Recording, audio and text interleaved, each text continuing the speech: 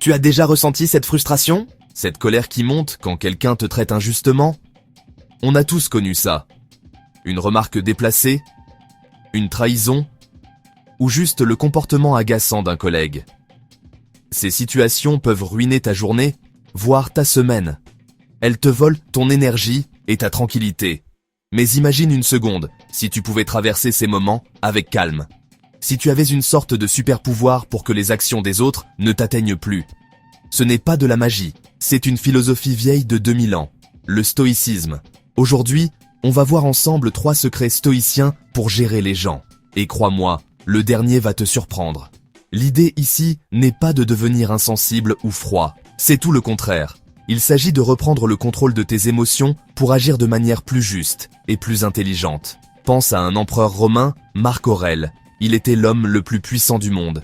Et pourtant, chaque jour, il devait faire face à des complots, des critiques, des gens difficiles. Comment a-t-il fait pour ne pas sombrer dans la paranoïa ou la colère? Il écrivait pour lui-même, dans un journal. Et ses notes sont devenues un guide incroyable pour nous aujourd'hui. Ces secrets, on va les décrypter ensemble à travers une histoire qui pourrait être la tienne. Cette histoire, c'est celle d'Alex, un jeune chef de projet passionné. Il a une vision claire pour un projet qui lui tient vraiment à cœur. Il y met toute son énergie, ses week-ends, sa créativité. Son objectif est simple, créer quelque chose d'innovant, qui aura un impact réel. Mais il y a un obstacle de taille, qui a un nom et un visage, Carole. Plus expérimentée, très sceptique, critique. Elle semble déterminée à saboter son travail. Le projet d'Alex, baptisé Odyssée, était son bébé. Il s'agissait de développer une application éducative innovante pour les enfants. Il avait passé des mois à peaufiner le concept, à monter une équipe motivée et à obtenir le feu vert de la direction. Tout semblait parfait sur le papier. L'enthousiasme était palpable dans son équipe. Les premières semaines furent intenses, créatives et pleines de promesses. Alex se sentait enfin à sa place, réalisant quelque chose qui avait du sens. Il pensait que le plus dur était fait, que la vision commune suffirait à porter tout le monde vers le succès. Il ne se doutait pas que son principal obstacle ne serait pas le code ni le budget, mais une seule personne. C'est là que Carole entre en scène. Assignée au projet pour son expertise technique, elle a immédiatement adopté une posture de défiance. Lors de la première grande réunion de présentation, alors qu'Alex exposait avec passion les fonctionnalités clés, elle l'a interrompu. C'est beaucoup trop ambitieux. On n'y arrivera jamais avec les délais impartis. On a déjà essayé quelque chose de similaire il y a 5 ans, ça a été un échec cuisant. Ces mots, froids et prononcés devant toute l'équipe et un directeur, ont eu l'effet d'une douche froide. Alex a senti le rouge lui monter aux joues, un mélange de colère et d'humiliation. Le problème, c'est que ce n'était pas un incident isolé. C'est devenu une routine. Elle remettait en question les compétences des plus jeunes, créant un climat de peur et de doute. Alex passait plus de temps à gérer les tensions qu'à faire avancer le projet. Il en venait à redouter d'aller au bureau.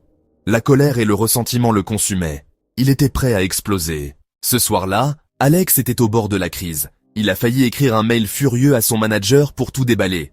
Mais il s'est souvenu d'un livre sur le stoïcisme qu'il avait lu quelques mois plus tôt. Une phrase de Marc Aurèle lui est revenue en tête. Tu as le pouvoir sur ton esprit, pas sur les événements extérieurs.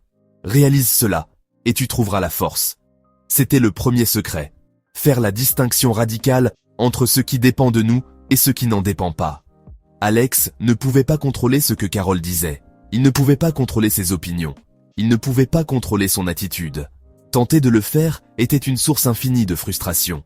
C'était comme essayer d'arrêter la pluie en criant dessus. Alors, il a pris une feuille de papier et a fait 2 colonnes. Ce que je ne contrôle pas, les critiques de Carole, son humeur, ce qu'elle pense de moi, ses emails à la direction. La liste était longue et angoissante. Ce que je contrôle, ma réaction à ses critiques, la façon dont je parle à mon équipe, la qualité de mon travail, ma préparation pour les réunions, le choix de répondre ou d'ignorer. Cette simple action a eu un effet puissant. Il a réalisé qu'il dépensait 99% de son énergie sur la mauvaise colonne. Fort de cette prise de conscience, Alex a décidé de changer de stratégie. Le lundi suivant, lors de la réunion, Carole a recommencé son manège, critiquant un choix de design. Au lieu de se sentir personnellement attaqué et de réagir avec émotion, Alex a fait une pause. Il a respiré profondément. Il s'est rappelé que ses paroles, à elle, ne lui appartenaient pas. Il a simplement répondu avec calme. « Merci pour ton retour, Carole. C'est une perspective intéressante. Nous avons pesé ce risque et nous avons mis en place un plan pour le mitiger. Peux-tu nous détailler un point technique précis qui te préoccupe pour qu'on puisse l'adresser ?» Cette nouvelle approche a déstabilisé Carole. En ne lui offrant aucune prise émotionnelle, Alex a désamorcé la situation. Il a cessé d'alimenter le feu avec sa propre colère. Il a commencé à construire ce que les stoïciens appellent une citadelle intérieure, un espace mental où les attaques extérieures ne peuvent pas pénétrer. Alex avait gagné une première bataille, celle contre sa propre réactivité. Il se sentait plus calme, plus maître de lui. Cependant, le problème de fond persistait. L'attitude de Carole continuait de plomber l'ambiance et de ralentir le projet. Le premier secret stoïcien lui avait permis de se protéger, mais pas de résoudre le conflit. Il était temps de passer au niveau supérieur. Il s'est alors souvenu d'une autre leçon de Marc Aurèle. Au lever du jour, dis-toi d'avance, je rencontrerai un indiscret, un ingrat, un insolent, un fourbe, un envieux, un insociable. Mais la suite est cruciale, ils sont ainsi par ignorance du bien et du mal. Cette idée a d'abord paru étrange à Alex. Comment pouvait-il avoir de l'empathie pour quelqu'un qui semblait prendre plaisir à lui nuire? Mais le stoïcisme ne demande pas une empathie naïve. Il s'agit d'une empathie stratégique. Essayer de comprendre la logique de l'autre, non pour l'excuser, mais pour mieux anticiper et agir. Alex a décidé de faire une petite enquête. Il a parlé discrètement à un ancien collègue qui avait travaillé avec Carole. Il a appris quelque chose d'essentiel. Le fameux projet qui avait échoué il y a 5 ans, c'était le sien. Elle l'avait porté avec passion, et son échec l'avait profondément marqué, professionnellement et personnellement. Soudain, le comportement de Carole prenait un tout autre sens. Ce n'était pas une attaque personnelle contre Alex. C'était une manifestation de sa propre peur. Chaque fois qu'elle voyait de l'ambition, de l'optimisme, elle ne voyait pas une opportunité, mais le spectre de son propre échec passé. Sa critique n'était pas de la méchanceté pure, c'était un mécanisme de défense. Elle agissait par peur, pas par haine. C'est ça, l'ignorance du bien et du mal dont parle Marc Aurèle. Elle pensait bien faire, mais ses méthodes étaient destructrices. Armé de cette nouvelle compréhension, Alex a changé son fusil d'épaule. Lors de la réunion suivante, il a pris les devants. Avant de présenter une nouvelle fonctionnalité, il a dit « Je sais qu'il y a des inquiétudes légitimes sur la complexité de ce projet, notamment au vu des expériences passées. Carole, ton expérience sur des projets ambitieux est précieuse. Il ne l'a pas confronté, il a validé son expérience et l'a transformée en allié potentiel. Il a donné un rôle constructif à sa peur. La situation s'était améliorée. Carole, surprise d'être reconnue pour son expérience, avait commencé à collaborer. Les tensions s'étaient apaisées, mais il restait des frictions, des moments de doute.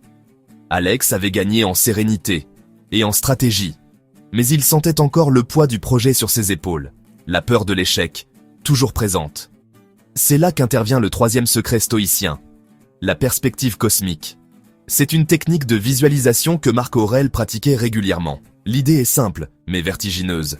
Il s'agit de prendre de la distance, mentalement.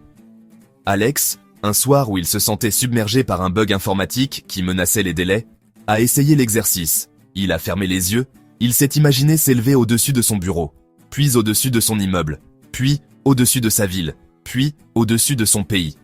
Il a continué à monter, voyant la Terre comme une bille bleue et blanche dans le vide immense et silencieux de l'espace. De là-haut. Où étaient dans ses problèmes? Où était le projet Odyssée? Où était Carole? Où était le bug informatique? Tout cela avait disparu, noyé dans l'infiniment petit. Cet exercice ne vise pas à dire que nos problèmes ne comptent pas. Il vise à les remettre à leur juste place, à réaliser que nos vies, nos carrières, nos conflits, Alexandre le Grand, Jules César, tous les grands empires, où sont-ils maintenant? Poussière d'étoiles.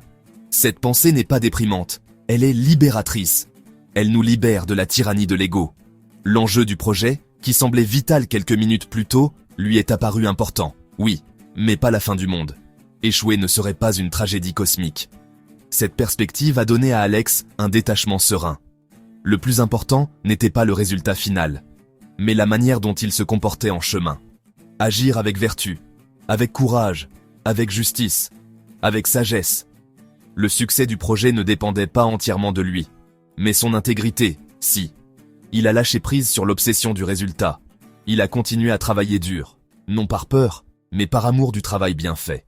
Le jour de la présentation finale du projet Odyssée était arrivé. La direction générale était présente. Des partenaires potentiels étaient présents. La pression était à son comble. Quelques mois plus tôt, Alex aurait été paralysé par l'anxiété.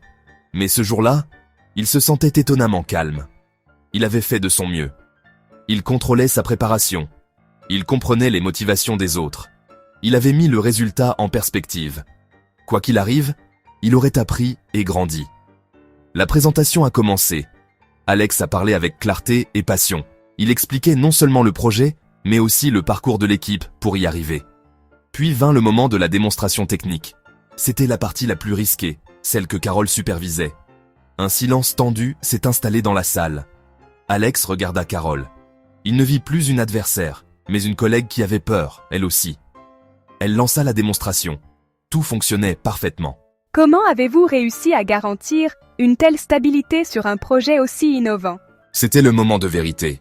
Elle aurait pu tirer toute la couverture à elle. Cette stabilité est le fruit d'un travail d'équipe. Mais elle n'aurait pas été possible sans le leadership d'Alex. Au début, j'étais très sceptique, car j'avais peur de répéter les erreurs du passé. Mais il a su écouter mes craintes. Non pas comme des obstacles, mais comme des informations utiles. Il nous a poussés à être ambitieux, tout en étant rigoureux. C'est sa capacité à transformer la critique en collaboration qui a fait la différence. En entendant ces mots, Alex a ressenti une émotion bien plus forte que la simple satisfaction du succès. C'était de la gratitude. Il avait non seulement réussi son projet, mais il avait transformé une relation conflictuelle en un partenariat respectueux. La présentation fut un triomphe. Le projet a été acclamé et a reçu un financement supplémentaire pour sa phase de déploiement. En sortant de la salle, Alex et Carole se sont croisés. Il n'y a pas eu de grande déclaration, juste un regard et un hochement de tête complice. Une paix était faite. Le conflit n'avait pas été gagné par l'un ou l'autre, il avait été transcendé. Alex a compris que le véritable objectif n'était jamais de battre Carole, mais de réussir à travailler avec elle. Le stoïcisme ne lui avait pas donné une arme pour vaincre les autres, mais un miroir pour se comprendre lui-même et un pont pour atteindre les autres. L'histoire d'Alex n'est pas juste une anecdote, c'est une feuille de route. Elle nous montre que le stoïcisme n'est pas une philosophie abstraite pour des empereurs morts depuis longtemps. C'est une boîte à outils incroyablement concrète pour naviguer dans la complexité de nos vies modernes. Si cette exploration t'a plu et que tu veux continuer à décrypter le monde et toi-même, la meilleure chose à faire est de t'abonner à la chaîne et d'activer les notifications. On a encore tellement de choses à découvrir ensemble. Merci d'avoir regardé.